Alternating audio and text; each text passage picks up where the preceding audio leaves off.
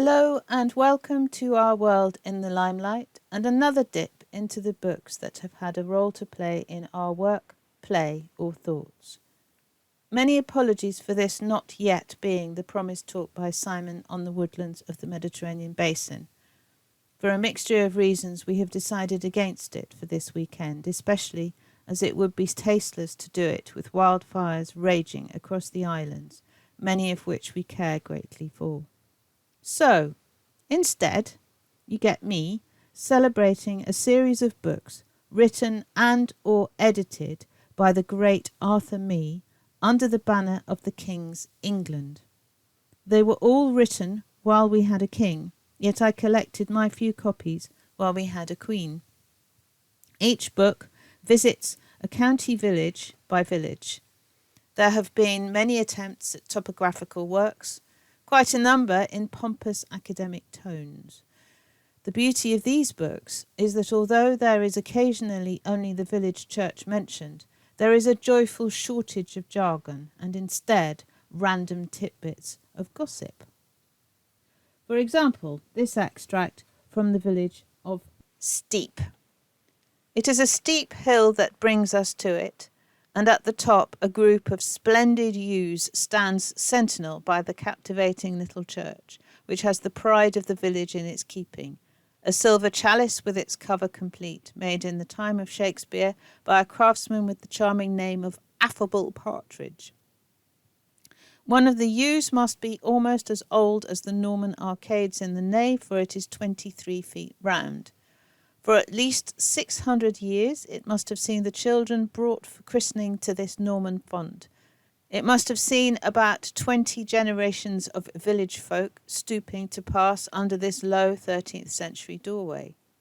In this village is the famous Bedales, the school established by Mr. J. H. Badley as a protest against the formalism and narrowness of the public school of his day. It was the first boarding school for both sexes, the pioneer of co-education, and Mr. Badley gave to it more than 40 years of service as a man of vision, selflessness, and inspiring singleness of purpose. It was this school which gave Captain Scott his famous pony Christopher, one of the most impish ponies he had. Poor Captain Oates was forever chasing him, for he would break away and gallop for miles, and in the end would walk calmly back to his stable. Captain Scott said he was glad there were no more such ponies as Christopher. One of the poets who wrote himself into literature and fell in the Great War is remembered on this Hampshire hillside, a memorial stone having been set in the midst of a clearing.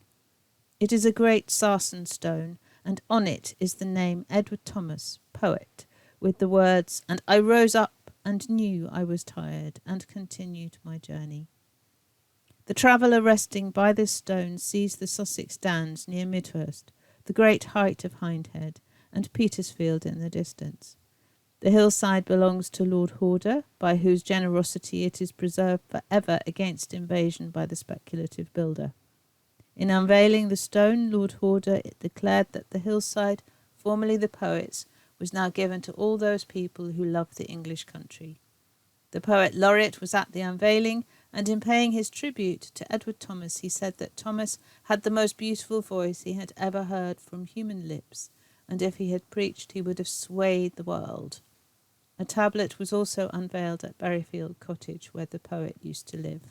As it happens, our neighbour used to be one of the founders of the Edward Thomas Fellowship, and I hope that she knew and loved Mee's description of that sarsen stone and its views. Each year she would go on the fellowship walks over those very hills. The King's England books were written in the 1930s and 1940s, Mee's dates being 1875 to 1943. With a task as large as all of England, he had a band of helpers and photographers that contributed descriptions and gossipy snippets, which gives each book a slightly differing character underpinning it. What I utterly love about these books is the fact the prose flows. I have a copy of the Sussex Pevsner, written by Ian Nan for West Sussex, and Nicholas Pevsner for East Sussex, And while Nairn's style is a homage to me in some ways, the need for a glossary to begin to understand Pevsner's entries is inhibiting to understanding much of what he was attempting to say. It is tempting to suggest that some entries were just his notes, never expanded upon. Anyway, it is a joy to dip into Mee's books and get insights into some, not all, of the towns and villages at a human level. Overt academia is a block to enjoyment and can be misleading. Thank you very much for watching. Please do like, comment and/or subscribe if you would like to. With best wishes from us both, and our thoughts lie with the troubles in the southern woodlands. Thank you.